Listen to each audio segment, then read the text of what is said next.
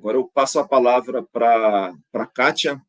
Kátia Garbim, ela é consultora aqui do Conect 5G e vai apresentar para vocês em detalhes a questão da legislação municipal. Então, para que essas instalações que acabo de mostrar elas possam ser feitas, né, quais são os principais pontos que os municípios precisam observar.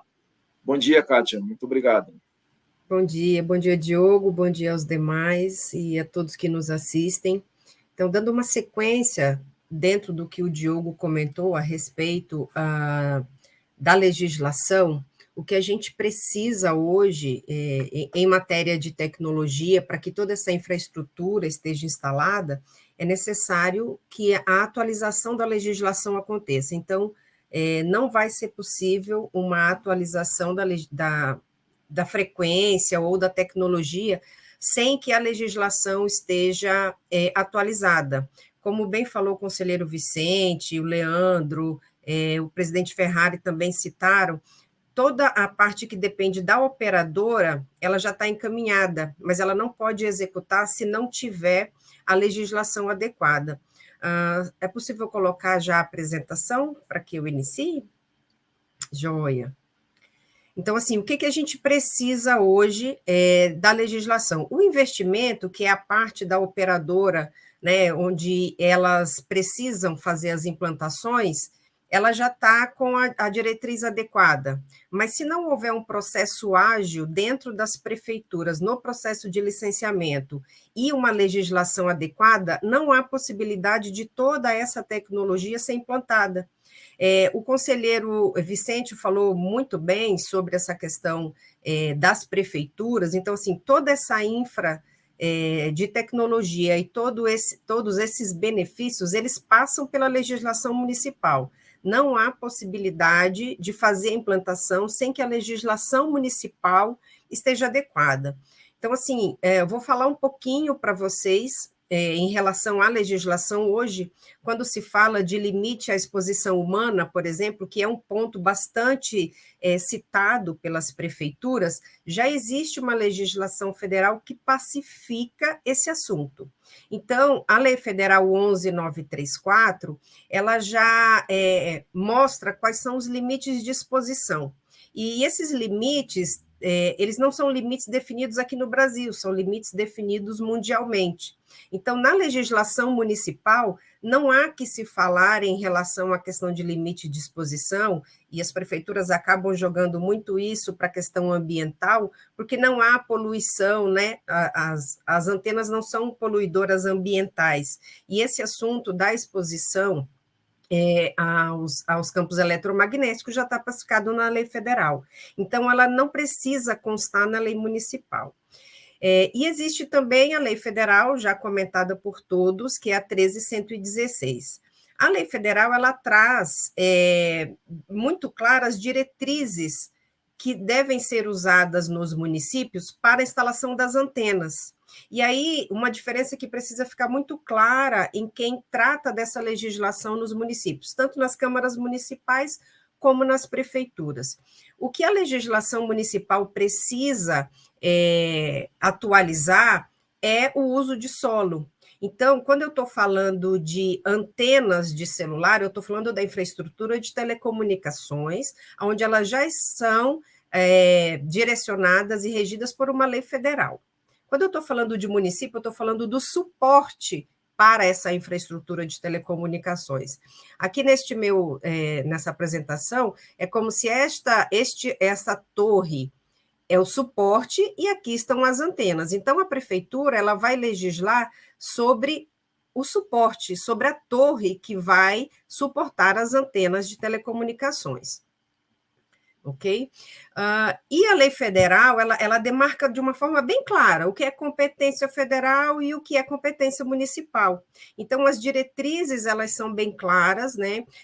Na lei federal tem o decreto 10.480, que ele abre um pouco mais essa questão das diretrizes em relação ao que é federal e ao que é municipal, as pacificações, né, em alguns assuntos. Um deles, a dispensa do licenciamento de infraestrutura de pequeno porte. É de extrema importância que as prefeituras se atentem para isso. Na apresentação do Diogo, ele mostrou para vocês ali o tamanho das infraestruturas de pequeno porte.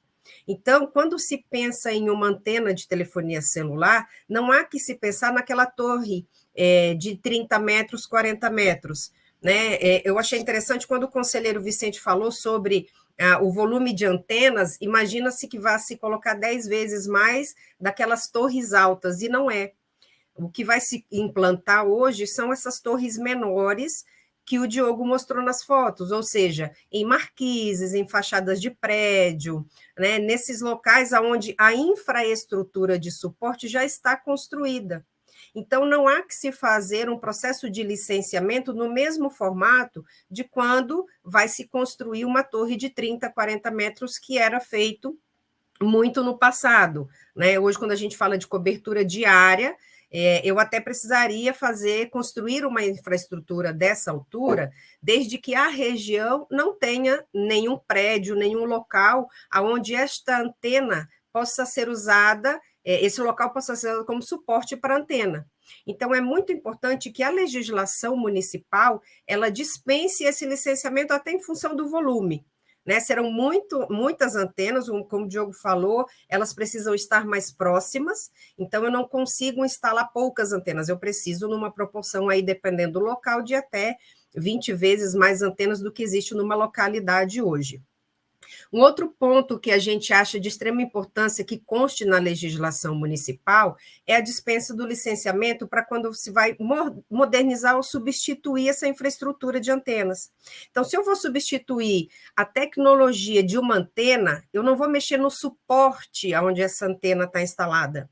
Eu vou substituir a antena.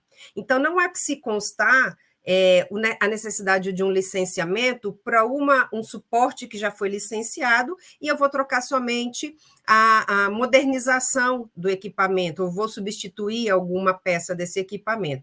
Então, é muito importante que também haja essa dispensa. Uma coisa importante que a gente precisa deixar claro para as prefeituras, que a dispensa do licenciamento, ela não quer dizer que as prefeituras não terão conhecimento da infraestrutura que vai estar instalada. Então, uma vez que é feita uma instalação, por exemplo, na fachada de um prédio, de uma antena de 5G, ali do tamanho que o Diogo apresentou para vocês, na proporção em que ela está sendo, que ela vai ser instalada, a prefeitura vai ter conhecimento disso, porque será protocolado na prefeitura aonde essa antena está instalada, as dimensões, o lado da fachada, né, toda a documentação em relação ao suporte onde ela vai ser instalada, ou seja, se é num prédio, vai ter autorização dos moradores, né? Ou se é numa torre, ou se é num espaço público, por exemplo, numa marquise, né? A prefeitura vai ter essa informação. Então, a gente não está falando de que a prefeitura vai ficar alheia à informação do que está sendo instalado. Ela apenas não vai fazer o mesmo procedimento de licenciamento do suporte da infraestrutura maior, tá?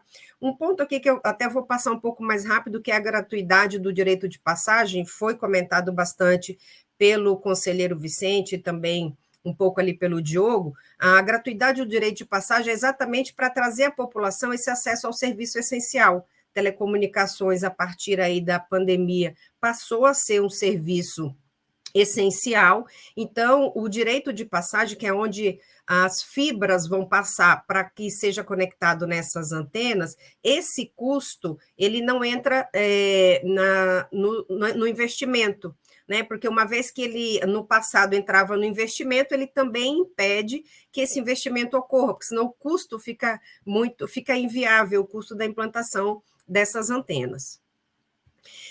Um outro ponto de extrema importância é que as prefeituras, via de regra, também associam as construções dos suportes, né, das torres, ao ordenamento urbano do município. Então, assim, é muito importante que as restrições em relação à altura, em relação aos recuos de terreno, ou as áreas da cidade, as zonas da cidade onde essas antenas vão ser implantadas, não haja restrições. Porque se eu vou fazer uma cobertura numa região da cidade onde eu não tenho prédios, eu preciso instalar lá um poste multifuncional, ou dependendo da distância do ponto onde há necessidade de instalar essa antena, eu vou precisar de uma torre, de um suporte maior para colocar essa antena. E se a prefeitura atrela essas instalações, vamos dizer assim, né, a limitação de altura, essa região ela fica descoberta. Né? O presidente Marcos Ferrari comentou no começo ali a questão dos desertos digitais.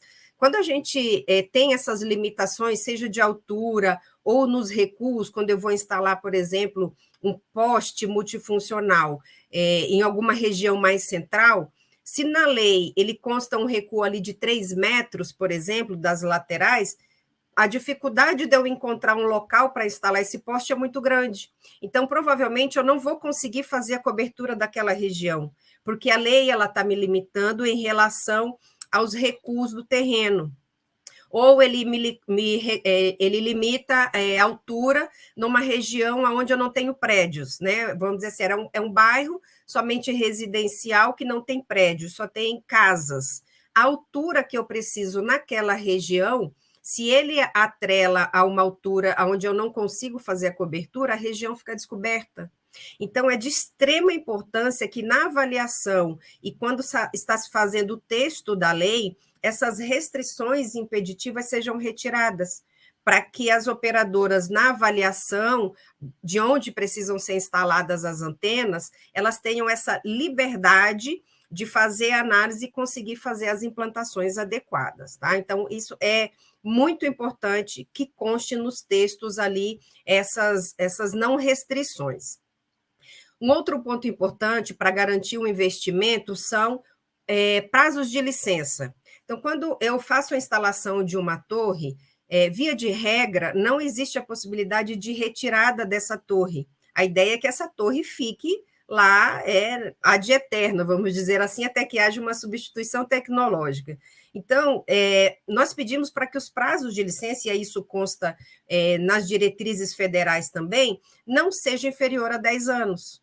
Quando a prefeitura ela coloca um prazo inferior a 10 anos, ela limita, porque daí eu não tenho aí uma segurança do investimento que vai ser feito na localidade, e eu também corro numa pequena inconstitucionalidade, porque este item já consta na legislação federal, que é na 13.116, com o decreto 10.480. Então, é importante que as licenças elas não sejam inferior a 10 anos, para que se dê uma garantia desse investimento e a continuidade do serviço. Uma vez que a prefeitura, por algum motivo, solicite a retirada, eu tenho ali a descontinuidade do serviço, e isso é bastante crítico para o usuário.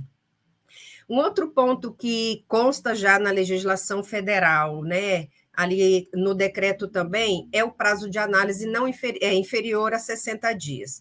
Então, esse processo são para as construções de suporte. Então, se eu preciso construir um suporte numa região onde eu não tenho já uma infraestrutura pronta, seja um prédio, né, uma marquise onde eu vá colocar uma antena menor, o processo, o prazo para que eu inicie essa construção, ele não pode ser inferior a 60 dias. Já consta isso na lei federal. Reforço, o fato de que, a partir dos 60 dias, as operadoras já comecem a executar a obra, não quer dizer que a prefeitura não vá fazer as fiscalizações e que ela não possa acompanhar a obra. Então, ela vai acompanhar a obra, a instalação, a implantação, tudo ok. Porém, a gente já vai dar o início. O que ocorria muito no passado, na verdade, nos municípios que não têm a legislação atualizada ainda acontecem, a entrada do processo na prefeitura e esse processo levar de 6 meses a 1 ano para ser liberado. Imagine que esse é um orçamento que a operadora precisa executar em 2022, a prefeitura não liberou a licença para execução, então ele passa a ser um orçamento que a operadora não conseguiu executar. Ou seja, em 2023, se essa legislação não está adequada, a operadora não vai fazer a análise de investimento dela com orçamento direcionado para essa prefeitura, para esse município. Por quê? Porque ela não consegue executar a obra dentro do orçamento do ano que ela projetou.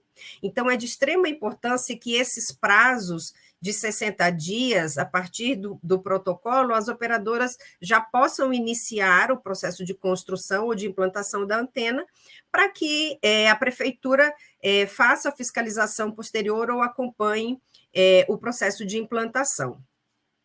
Um outro ponto muito importante é o procedimento simplificado. Normalmente, as prefeituras, no texto da lei, elas colocam que se o processo precisa passar por 3 secretarias, por exemplo, cada secretaria precisa receber o protocolo da operadora. E o que a gente solicita e que consta também ali na lei federal como orientação é um protocolo único. A operadora faz um protocolo só e dentro da prefeitura esse processo tramita entre os órgãos ali da prefeitura, para que fique mais célere e que não vença também ali as licenças, né, a documentação que às vezes tem um prazo de validade, então até você fazer um novo protocolo em outra secretaria, isso acaba estendendo o prazo de licenciamento para o início e para a implantação. Então, é extremamente importante. Via de regra, normalmente as prefeituras sempre incluem uma secretaria de meio ambiente, né? E aí eu entro já um pouquinho também nessa questão. Como eu falei no início, já existe uma lei pacificada em relação à questão de emissão de radiação. Então, assim, são competências diferentes. Não há que se tratar ou se encaminhar um processo de licenciamento para uma secretaria de meio ambiente sobre essa questão de radiação. Aonde que a gente entende que é adequado o encaminhamento para um licenciamento ambiental? Se na construção da infraestrutura de suporte há necessidade de é uma área de preservação ambiental ou haverá uma supressão de vegetação. Aí sim, precisa se passar por uma secretaria de meio ambiente, mas também quando ele vai passar pela secretaria, precisa ser um protocolo único, ou seja, dependendo da prefeitura, a operadora faz o protocolo, um exemplo, na Secretaria de Urbanismo, e todo esse processo de ir para o meio ambiente e retornar sai exatamente da mesma secretaria. A operadora não precisa fazer o protocolo em cada secretaria. Então, o balcão único, né, um procedimento simplificado de licenciamento, ele é essencial para essa agilidade. E a questão do meio ambiente, volto a frisar, ela é extremamente importante quando se trata de área de preservação e de supressão de vegetação.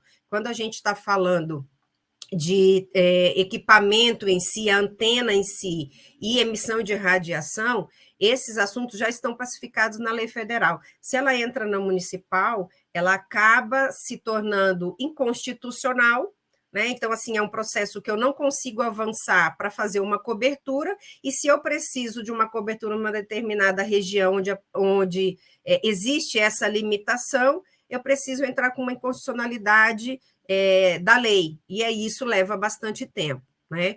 Então, isso é de extrema importância. Esses pontos que eu estou colocando para vocês, na verdade, até reforçando um pouco, além do que já foi falado nas falas anteriores, é porque esses pontos, eles são críticos quando a gente está lendo os textos da lei. Às vezes, a prefeitura faz a atualização da lei, né? E aí fala assim, não, mas a nossa lei foi atualizada agora em 2022. Mas quando você vai ler o texto da lei, ela é impeditiva. A operadora não vai conseguir fazer a cobertura devida no município em função dessas restrições colocadas na lei. E uma outra sugestão que a gente gosta de deixar é a revogação de normativas anteriores. Então, uma vez que a prefeitura vai fazer uma atualização da legislação, que ela revogue as anteriores e tudo que é necessário, que constava na anterior, que ela traga para o texto da nova.